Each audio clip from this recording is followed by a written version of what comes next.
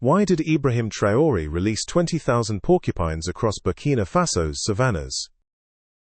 When President Ibrahim Traoré declared that his government would release 20,000 porcupines into the savannahs of Burkina Faso, the announcement landed like thunder. International media reacted with disbelief, mocking the idea as bizarre and impractical. Opposition politicians accused him of wasting resources on wild fantasies, while foreign analysts dismissed it as a rural gimmick. Yet, as with every bold gamble Traoré had launched, behind the shocking image lay a deeper strategy, a plan not only to provide food and income, but to strengthen sovereignty, resilience, and innovation.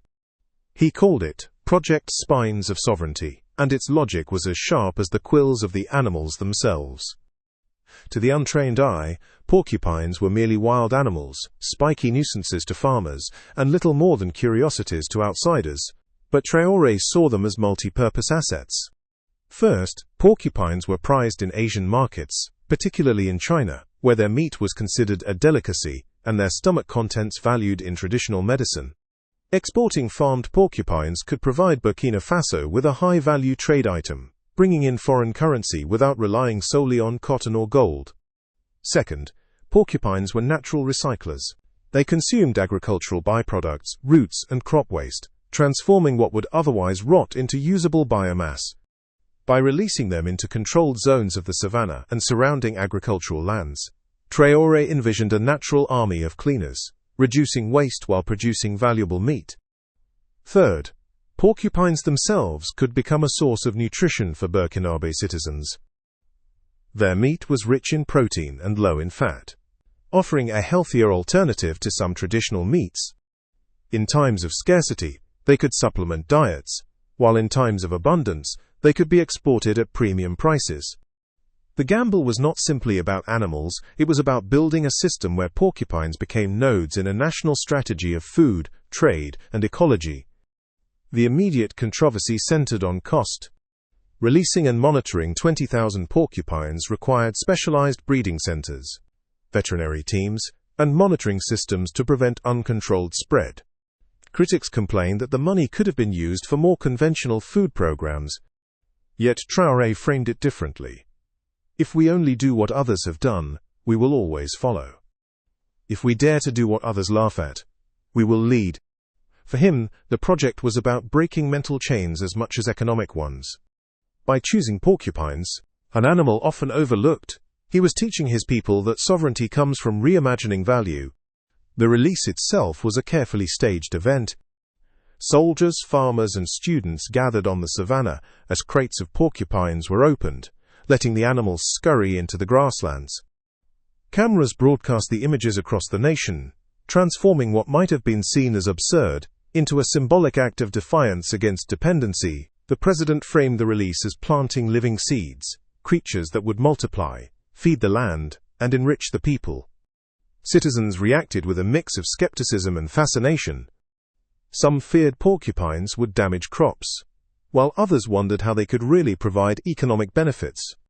But Traoré knew perception would shift with results. He ordered the construction of cooperatively managed porcupine farms alongside the wild release, ensuring that citizens would see tangible benefits in meat, trade, and income.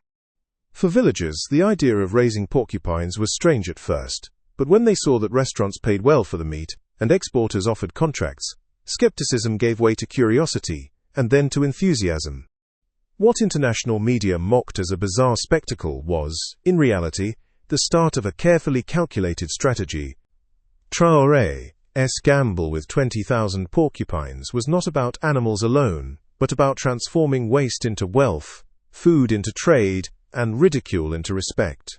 The decision to release 20,000 porcupines into the savannahs of Burkina Faso quickly became one of Ibrahim Traoré's most controversial and expensive gambles, consuming state funds for breeding centers, monitoring systems, and cooperative infrastructure. To many outside observers, it looked like an unnecessary extravagance, but to Traoré it was a calculated investment in food sovereignty, agricultural resilience, and political symbolism. The cost was undeniable. Veterinarians had to oversee breeding colonies to ensure healthy populations. Transport trucks carried the animals to designated release zones, and cooperatives were trained to manage porcupine farms alongside the free-range herds. Yet the payoff was designed to be multidimensional, touching food, economy, ecology, and dignity all at once. The shock came not just from the animal itself, but from the scale and intent. 20,000 porcupines released across controlled zones created an immediate network of living recyclers feeding on roots, tubers, and agricultural waste that otherwise cluttered fields and farms. Farmers soon noticed that piles of discarded maize stalks, cassava peels, and groundnut shells disappeared faster than usual, consumed by the spiky animals that moved quietly through the land. What once rotted and attracted pests was now transformed into meat and biomass. The costly gamble also revealed its value in the kitchens and markets of Burkina Faso.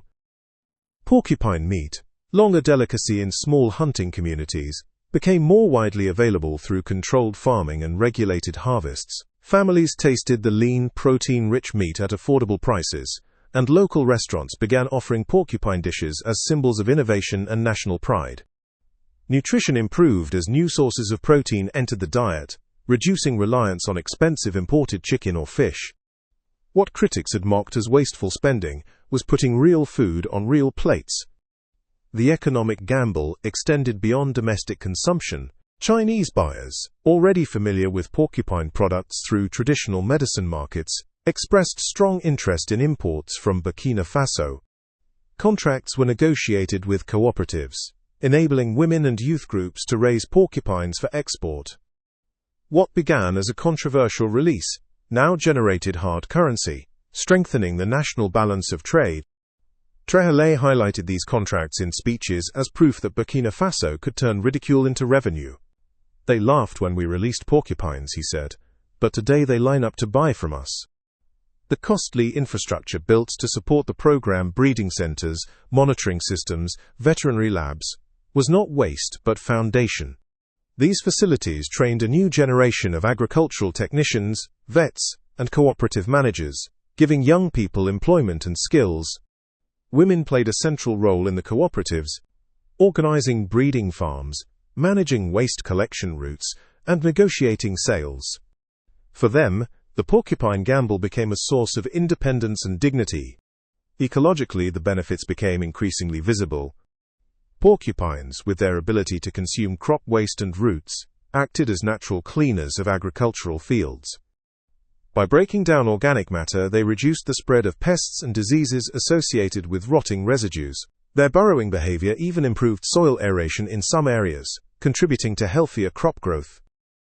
In this way, the animals served as living composters, turning agricultural byproducts into ecological services. The gamble was shocking because it challenged conventional notions of farming and food policy. Instead of investing in tractors or importing fertilizers, Traoré invested in animals many considered strange or unworthy. Yet his genius lay in seeing value where others saw none. By using porcupines as multi-purpose tools, food, medicine, waste recyclers, and export commodities, he diversified Burkina Faso's economy in ways few had imagined. Politically, the gamble paid off in symbolism. For citizens, the Porcupine Project became a story of defiance, a narrative of refusing dependency and daring to innovate. While outsiders mocked, Burkinabe saw their president turning ridicule into resilience. Each time families ate porcupine stew, or cooperatives signed export contracts, or farmers noticed cleaner fields, the project shifted from shock to pride.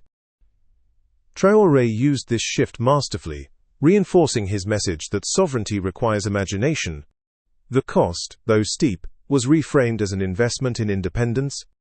Instead of buying food aid, Burkina Faso was creating food. Instead of relying on foreign waste management systems, it had living recyclers.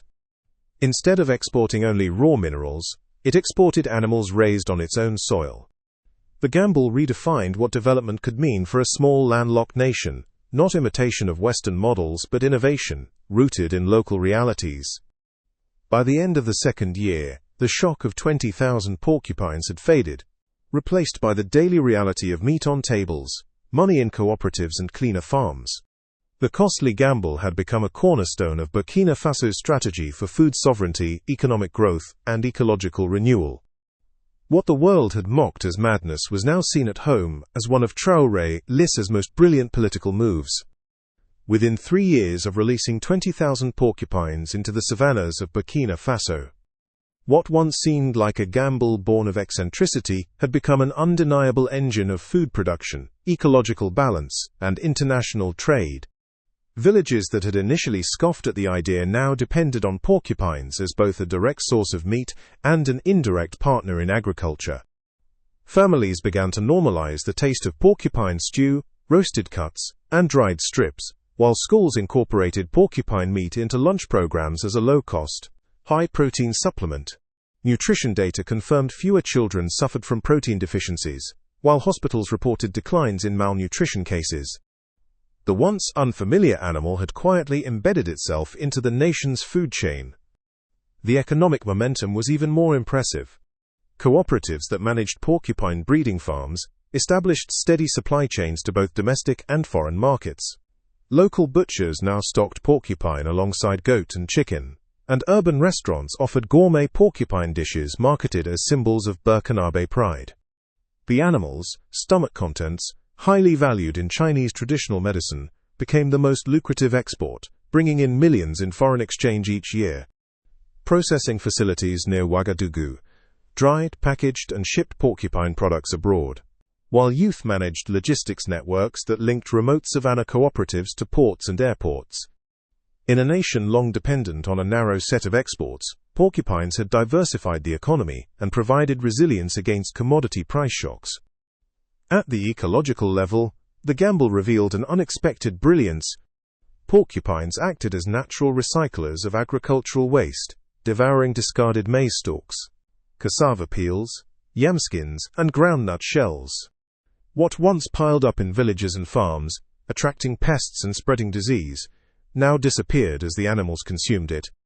Their burrowing activity aerated compacted soil, improving water infiltration and fertility. Farmers observed healthier crops in areas where porcupines had passed, linking the animals to small but steady improvements in yields. Beyond human agriculture, porcupines indirectly supported biodiversity. Their waste nourished insects, their burrows became shelters for smaller animals, and their role in cleaning fields reduced the prevalence of crop diseases. What had once been called madness now looked like a holistic ecological intervention. Socially, the project reshaped communities. Women-led cooperatives, given responsibility for managing porcupine farms, emerged as economic powerhouses. By organizing breeding, managing waste collection, and negotiating export contracts, women gained unprecedented financial independence and social influence. Youth, instead of migrating abroad, found meaningful employment in husbandry, processing, or trade. The pride of contributing to a national project shifted perspectives. Young people who once saw Burkina Faso as a land of poverty began to see it as a land of possibility. Songs, poems, and even murals appeared celebrating the porcupine as a national symbol of resilience. Politically, Ibrahim Traoré used the Porcupine Project as a narrative weapon. He contrasted Burkina Faso's approach with foreign aid dependency, declaring that others beg for bread, but we create our own feasts from the land itself. The symbolism of porcupines was perfect, despised by many, overlooked by most, yet ultimately capable of feeding, cleaning, and enriching. In turning ridicule into success, Traoré demonstrated not only vision but also cunning political skill. His opponents, once vocal, struggled to criticize a project that visibly fed families, created jobs, and brought in export revenues. International recognition followed. Agricultural journals published case studies of Burkina Faso's porcupine economy, praising it as a model of integrated food systems. Delegations from Mali, Chad, and Niger visited farms to learn from the Burkina model. China, impressed by the steady supply of porcupine products, invested in processing facilities, though Traoré negotiated carefully to ensure local ownership remained dominant. Environmental organizations cited the project as an example of agroecological innovation, turning animals once dismissed as pests into partners of sustainable farming. The gamble became a case study in how unconventional thinking could generate sovereignty. By the end of the third year, porcupines were no longer a novelty, but a cornerstone. Markets across West Africa began importing Burkinabe porcupine meat, creating new regional trade routes. Domestic families included porcupine in their diets as naturally as chicken or goat. Women proudly announced incomes from porcupine cooperatives that rivaled traditional farming. Farmers noted cleaner fields and healthier soils. International contracts guaranteed a steady stream of foreign exchange. The porcupine, once a symbol of mockery, had become an icon of sovereignty. The lesson was clear. In a world that underestimated Africa, Traoré had chosen an animal the world ignored, and turned it into a weapon of resilience. Burkina Faso's porcupines were not only spiny creatures roaming the savannahs, they were proof that sovereignty could be grown, bred and exported. They were, in every sense, an engine powering a new economy. By the fourth year of Project Spines of Sovereignty, the release of 20,000 porcupines had transformed from a shocking spectacle into a cornerstone of Burkina Faso's strategy for food sovereignty, trade diversification, and ecological resilience. What once drew mockery now inspired respect as the animals spread across savannahs and farms, multiplying under controlled management systems and supplying a steady stream of meat, medicinal products, and ecological services. The gamble that Ibrahim Traoré launched was no longer measured in quills and fur, but in the tangible weight of food security, foreign exchange, and restored dignity. Families that once relied heavily on imported chicken or fish now regularly ate porcupine stew, roasted cuts, or dried strips, all of which became staples in markets and restaurants. Nutrition levels improved as protein became more accessible and affordable. School lunch programs integrated porcupine meat to fight malnutrition, and hospitals reported measurable declines in deficiency-related illnesses.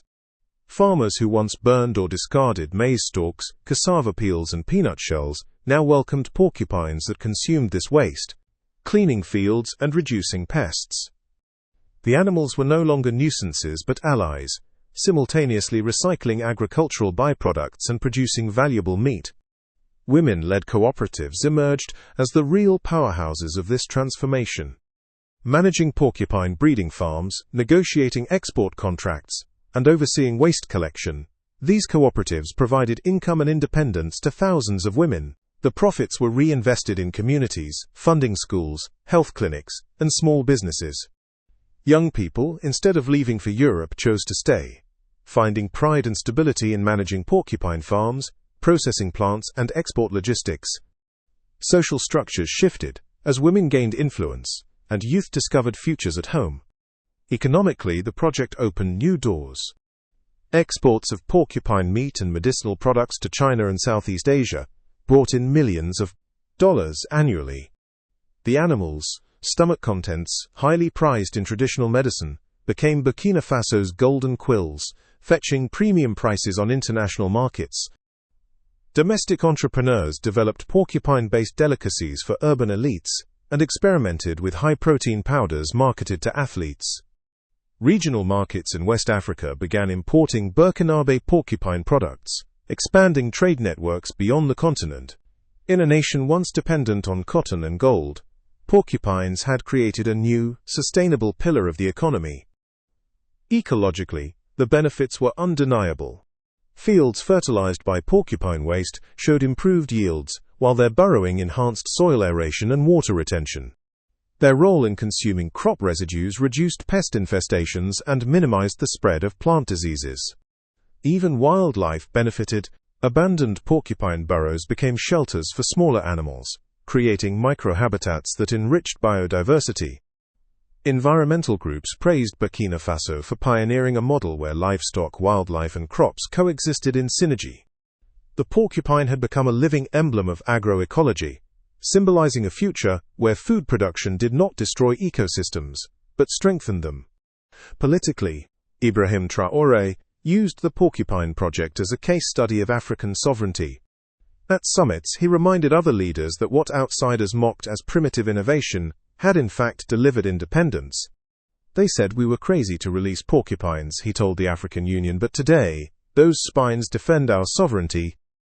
The message resonated powerfully across the continent, inspiring other nations to experiment with neglected or unconventional resources as tools of resilience. In speeches, Traoré framed the porcupine not merely as an animal, but as a metaphor, small, underestimated, yet capable of defending itself with sharp spines and surprising strength. Internationally, Burkina Faso gained recognition as a leader in agricultural innovation. Delegations from across Africa visited to study porcupine farms, while universities conducted research on their ecological and economic impacts. Chinese investors, impressed by the steady flow of exports, sought deeper partnerships, though Traoré carefully balanced agreements to maintain national control. Western analysts who once ridiculed the program admitted grudging respect, acknowledging that the porcupine gamble had achieved what conventional aid programs had not: sustainable food production, empowered communities, and reduced dependency. The greatest victory, however, was psychological. For decades, Burkinabe citizens had been taught to see themselves as dependent on charity. But the Porcupine Revolution rewrote that story. Songs were sung about spines of freedom, murals depicted porcupines beside solar panels and maize fields, and children in classrooms studied them as examples of resilience. The humble animal became a national symbol of self-reliance, proving that dignity could be grown, not from imitation, but from innovation. Challenges persisted. Disease outbreaks occasionally struck colonies, requiring veterinary interventions. Market fluctuations affected export prices, and some farmers complained of porcupines damaging crops if not properly managed. Yet these problems were tackled through research, improved fencing, and cooperative regulations. Instead of undermining the system, they strengthened it by demonstrating that sovereignty meant solving problems with domestic solutions, not outsourcing responsibility. By the fifth year, Project Spines of Sovereignty was considered one of Traoré's greatest political victories. It had transformed ridicule into respect, poverty into productivity, and waste into wealth. More than an animal husbandry project, it was a political statement that Africa could find strength in what others overlooked, that sovereignty lay in daring to reimagine value, and that leadership meant turning mockery into momentum. The 20,000 porcupines released into Burkina Faso savannahs had multiplied into millions, feeding people, empowering women, supporting exports, and enriching soils. They were no longer simply animals. They were symbols of resilience, quills of defiance, and engines of sovereignty. And as their spines glittered in the sun of the Sahel, they told the world that Burkina Faso, under Ibrahim Traoré, had found its own way to transform the impossible into power. Burkina Faso shocked the world when President Ibrahim Traoré ordered the release of 20,000 porcupines across the savannahs. What critics mocked as madness soon became known as Project Spines of Sovereignty, a daring gamble to fight hunger, recycle waste, and build independence. Porcupines fed on discarded crops and farm waste, cleaned fields, enriched soil, and provided lean, protein-rich meat for families. Women's cooperatives managed breeding farms and export contracts, sending prized porcupine products to China's booming market, while empowering communities at home. Youth found jobs in farming and processing, turning ridicule into revenue. What began as shock evolved into sovereignty proof that even the spiniest of creatures could become a weapon in Africa's fight against hunger and dependency.